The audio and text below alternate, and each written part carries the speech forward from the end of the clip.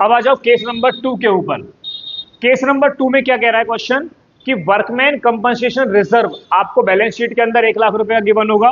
Then workman compensation reserve का claim कह लो या फिर इसकी लायबिलिटी कह लो 70,000 की है।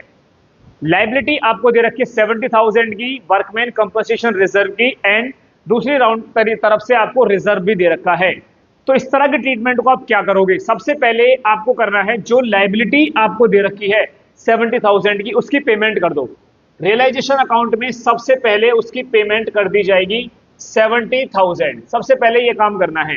जितना भी क्लेम आपको नजर आ रहा है, जितनी भी उसकी लायबिलिटी नजर आ रही है 70,000, सबसे पहला टास्क आपका ये करना है कि आप इसे रियलाइजेशन अकाउंट के डेबिट साइड से पेमेंट कर दो। एक टास्क पूरा हो गया। अब दूसरी बात क्या होती है कि अगर ये लायबिलिटी आपने पेमेंट करी है तो ये लायबिलिटी कहीं तो होगी, तो हमें इसे रेज करना होगा इधर by workman compensation reserve liability के नाम से 70,000।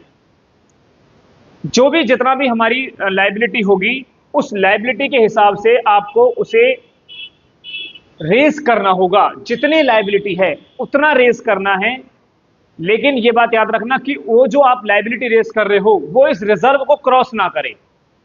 70,000 की लायबिलिटी मैंने सबसे पहले फर्स्ट ऑफ ऑल पेमेंट कर दी। पेमेंट करने के बाद अब लायबिलिटी को मैं क्या कर रहा हूं?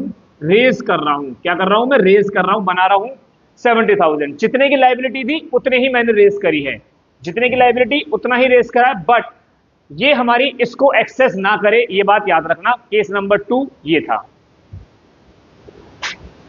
उसके बाद जो 30,000 का जो डिफरेंस अभी बन रहा है, यानी कि 1 लाख का जो रिजर्व था जिसमें 70,000 का रिजर्व की लायबिलिटी पे हो गई, बचा हमारा 30,000। उस 30,000 जो अमाउंट बचा उसको पार्टनर्स में डिस्ट्रीब्यूट कर दो बाय वर्कमैन कंपनसेशन रिजर्व के नाम से। 30,000 जो आपकी वैल्यू आएगी वो 3:2 की रेशो में बांट दी जाएगी, यानी कि रेशो में पार्टनर में। ये आ जाएगी आपकी 18,000 एंड 12,000 आराम